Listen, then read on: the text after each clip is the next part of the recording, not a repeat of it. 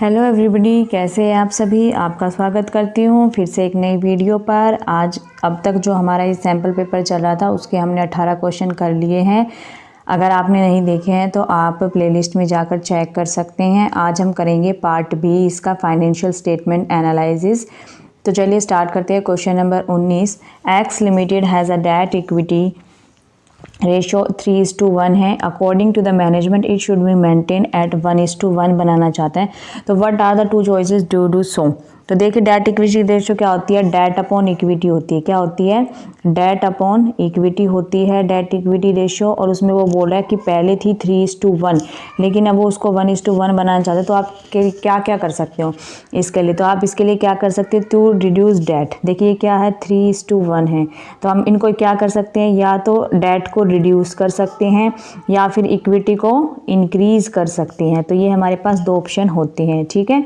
तो यही हमारा आंसर है। Following are the two choices to maintain debt equity ratio from 3:1 to 1:1, to reduce debt या to increase equity.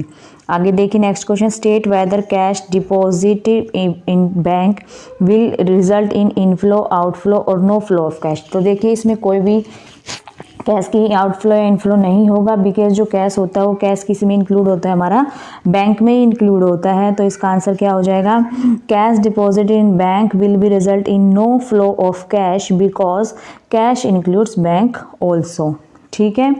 Next question देखिए, question number 21, interest received by a finance company is classified under which kind of activity while preparing a cash flow statement. जो हमारा interest received है वो हमारे कौन से activity में आएगा, कैश फ्लो स्टेटमेंट के अंदर। ये क्वेश्चन में पूछा है। तो बेटा वो हमारा आता है ऑपरेटिंग एक्टिविटी में। किस में आता है, ऑपरेटिंग एक्टिविटी में। तो आंसर क्या हो जाएगा, interest received by a finance company is classified as operating activity because interest is the income from the principal revenue producing activity, ठीक है। तो ये हमारी एक इनकम होती है, ये कहाँ पर आ जाएगी, हमारी ऑपरेटिंग एक्टिविटी में आ जाएगी। क्वेश्चन नंबर 22 देखिए, list the items which are shown under the heading current assets in the balance sheet of a company as per provision of schedule 6 of the companies act 1956।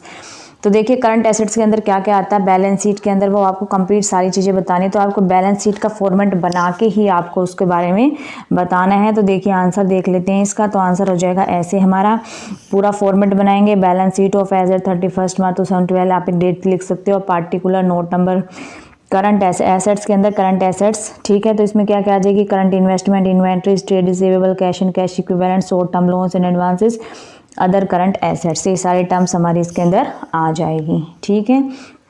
चलते हैं next question पर। Question number 23, prepare a comparative statement of profit and loss with the help of following information, ठीक है। Revenue from operation दे रखा है आपको, expenses, other income, income tax, ठीक है। आपको क्या बनानी है, comparative statement of profit and loss बनाना है आपको, ठीक है। तो चलिए बनाते हैं भाई हम। तो ये देखिए बेटा, इसका फॉर्मेट पूरा, comparative statement profit and loss for the end 31 March 2012। यहाँ पे एब्सोल्यूट फिगर है, ये 2011 की, 2012 की। यहाँ पर चेंज लिखेंगे, इन दोनों में कितना चेंज हुआ है, फिर हम परसेंटेज फाइंड करेंगे इसके अंदर, ठीक है। तो देखिए कैसे करेंगे, रिवेन्यू लिखेंगे, रिवेन्यू फ्रॉम ऑपरेशन क्वेश्चन में दिया है बेटा 2011 का 20 लाख, 2012 में 30 लाख। तो ये कितना चेंज हो गया, इसमें 10 लाख का चेंज हो गया, ठीक है। अब इसकी परसेंटेज कैसे फाइंड करेंगे, तो 10 लाख तो लिखेंगे बेटा ऊपर, और जो इसका जो ये है बेस टर्म थी 20 लाख, 20 लाख को लिखेंगे नीचे, ठीक है। और मल्टीप्लाई बाय कर देंगे 100, तो इससे हमारे निकल के आ जाएगी ये, ठीक है। ये 0 से ये 0 कैंसिल हो गई, 2 1 ज़ा 2, 2 5 ज़ा 10 एंड 0। तो कितना परसेंट आ जाएगा, 50% आ जाएगा हमारा ये, ठीक है। तो आगे करेंगे ऐड अदर इनकम। इसमें इनकम ऐड कर देंगे बेटा फिर हम। तो 4,000 2011 की थी, 3,60,000 2012 की थी, और चेंज कितना आ गया, 40,000 का। ये लेस करनी है, ठीक है। तो परसेंटेज कैसे फाइंड करेंगे, बेसिकली पहले तो ये जान लीजिए, इसके अंदर हम कैसे करते हैं, जो हमारा एब्सोल्यूट चेंज आता है ना उसके बेटा बेस फॉर्म से उसको डिवाइड कर देते। तो इसकी बेस फॉर्म क्या है बेटा, 4 लाख है। तो इसको 4 लाख से क्या कर देंगे, डिवाइड कर देंगे और इंटू कर देंगे 100, ठीक है। तो 4 0 से ये 4 0 कैंसिल हो जाएगी, 1 0 से ये ठीक है। तो कितना आ जाएगा हमारा, 4 से 4 कैंसिल हो जाएगा, तो कितना आ जाएगा 10% निकल के आ जाएगा। ठीक है। तो परसेंटेज कैसे निकालेंगे, सबकी परसेंटेज ऐसे निकालें। अगर मान लो इसकी निकालेंगे तो 30,000 बटे 6 लाख कर देंगे, मल्टीप्लाई बाय 100 कर देंगे। तो ये तो है हमारा परसेंटेज फाइंड करने का तरीका। अब हम अपना पूरा फॉर्मेट देख लेते हैं। रिवेन्यू फ्रॉम ऑपरेशन लिखेंगे, फिर उसमें ऐड कर देंगे अदर इनकम्स, तो फिर तो हमारा टोटल रिवेन्यू निकल के आ जाएगा। टोटल रिवेन्यू में से फिर बेटा हम क्या कर देंगे, अपने एक्सपेंसेस को लेस कर देंगे, तो फिर आ जाएगा प्रॉफिट बिफोर टैक्स आ जाएगा। तो प्रॉफिट बिफोर टैक्स मान लीजिए कितना आ गया हमारा, 12 लाख आ गया। अब लेस करेंगे टैक्स, तो टैक्स बेटा इसी का निकालेंगे जो प्रॉफिट बिफोर टैक्स है, इसका 12 लाख का 50% कितना हो जाएगा, 6 लाख हो जाएगा। अब प्रॉफिट आफ्टर टैक्स हमारा क्या रह जाएगा, 6 लाख रह जाएगा, और इसके अंदर 6,30,000 रह जाएगा। ठीक है। और ये इनका डिफरेंस है, फिर इससे हम परसेंटेज फाइंड कर लेंगे। ठीक है। तो परसेंटेज फाइंड करनी भी आपको आ गई है, ये आप कर सकते हैं एग्जाम के अंदर। ठीक है। Comparative statement profit and loss के अंदर ये बेटा एग्जाम में या तो कॉमन साइज आएगा या कंपैरेटिव आएगा, एक आपके एग्जाम में आपको जरूर देखने को मिलेगा, और 4 नंबर के अंदर आता है ये। ठीक है। तो इसकी आपको अच्छे से प्रिपरेशन करनी है, बोर्ड एग्जाम की तैयारी आपको अच्छे से करनी है। ठीक है। अभी एग्जाम आने वाले हैं, अभी से जुट जाओगे तो आपकी प्रिपरेशन बहुत अच्छी हो जाएगी। आपको प्रीवियस ईयर के क्वेश्चन करने की ज़रूरत है, आप CBSE के सैम्पल पेपर ले सकते हैं, या फिर जो मैं वीडियो में करवाती हूँ आप इनसे भी अपने एग्जाम की प्रिपरेशन कर सकते हैं। तो क्वेश्चन नंबर 24 देखिए बेटा, find the value of current liabilities and current assets आपको बताने हैं। और आपको गिवन क्या है, गिवन है करंट रेशो 2.5:1, लिक्विड रेशियो भी गिवन है, and the value of inventory given है बेटा। ठीक है।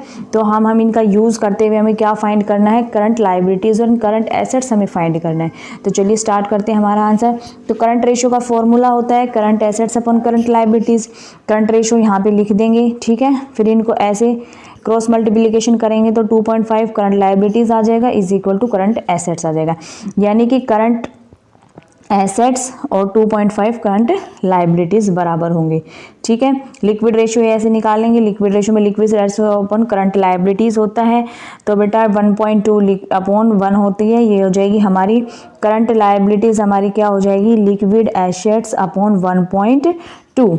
ठीक है। ऐसे कर लेंगे। आगे देखिए, इससे हमारा फिर करंट लायबिलिटीज़ आ जाएगी। करंट लायबिलिटीज़ का फॉर्मूला क्या होता है, current assets minus inventory minus कर देंगे उसमें से, तो हमारा क्या आ जाएगा 2.5 करंट लायबिलिटीज़ माइनस ये इन्वेंट्री 78,000, तो हमारा क्या आ जाएगा बेटा इसमें से ये 1.2 यहाँ पे जाके मल्टीप्लाई हो जाएगा, तो ये इधर ये आ जाएगा, इधर ये आ जाएगा। फिर क्या करेंगे, ये 78,000 को सेपरेट कर देंगे, और 2.5 करंट लायबिलिटीज़ में से 1.2 यहाँ पे क्या हो जाएगी, माइनस हो जाएगी, तो 1.3 करंट लायबिलिटीज़ हो जाएगी। अब देखिए यहाँ पर 1.3 यहाँ पर क्या कर रखा, मल्टीप्लाई कर रखा, तो इधर जाके क्या हो जाएगा, डिवाइड हो जाएगा। अगर यहाँ पे 1.3 लिखते हैं, ठीक है, ऐसे करेंगे। फिर हमें पॉइंट हटाने के लिए हमने ऊपर किससे मल्टीप्लाई कर दिया, 10 से मल्टीप्लाई कर दिया।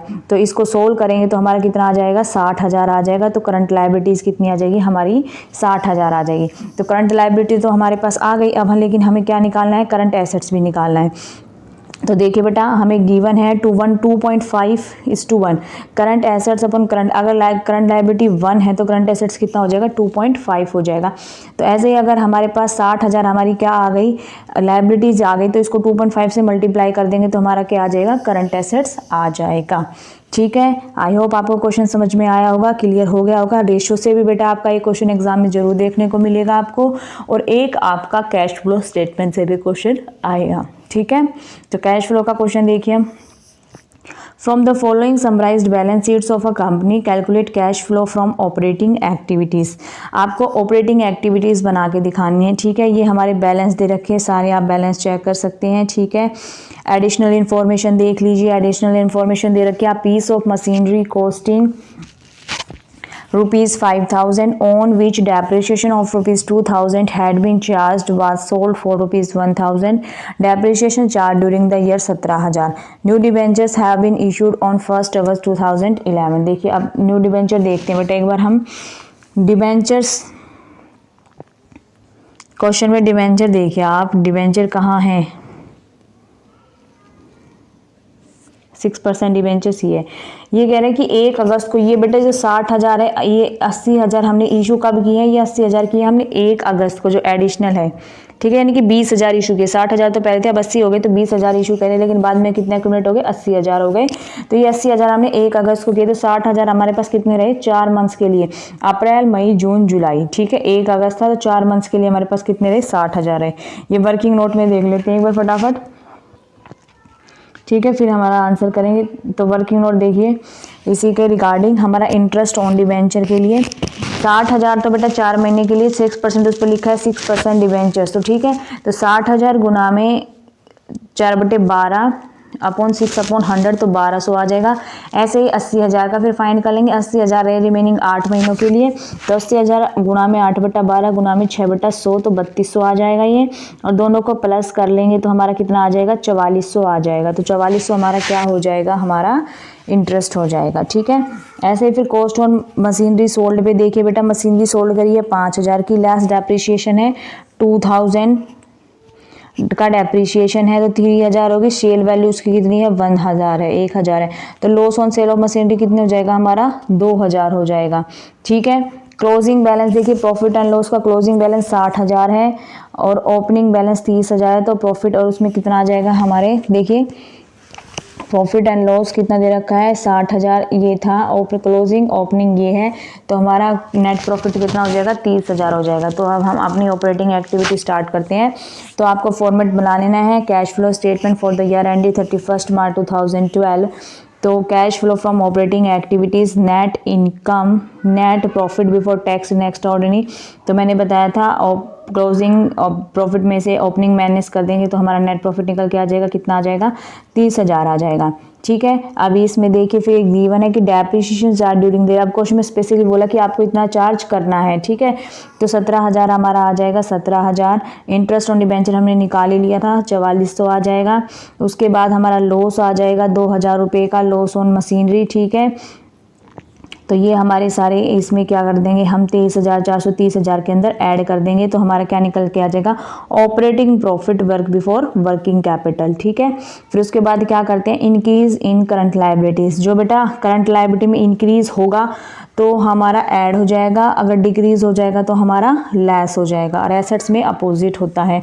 तो करंट लायबिलिटीज़ हमारी क्या हो गई, इंक्रीज हो गई, तो इसका मतलब 5,000 यहाँ पे ऐड हो जाएंगे, तो ये होगा 58,400।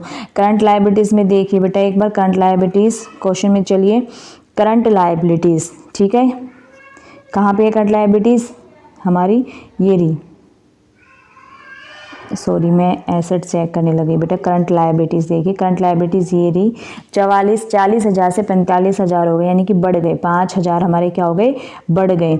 तो यहाँ पे ये क्या हो जाएगा, इसमें ऐड हो जाएगा, ठीक है। डिक्रीज इन करंट लायबिलिटीज़, देखिए अगर हम डिक्रीज कर रहे हैं यानी कि हमने उनकी पेमेंट कर दी यानी कि ट्रेड पेबल्स की हमने पेमेंट कर दी, तो इसका मतलब कैश चला गया हमारे पास से, तो इसको क्या कर देंगे हम, लेस कर देंगे। एसेट्स में देखिए इन्वेंट्री बेटा इंक्रीज हो गई, अगर इन्वेंट्री हमने एसेट्स परचेज कर लिया मान लीजिए, तो कैश क्या होगा, आउटफ्लो होगा, तो इसको भी क्या कर देंगे, माइनस कर देंगे।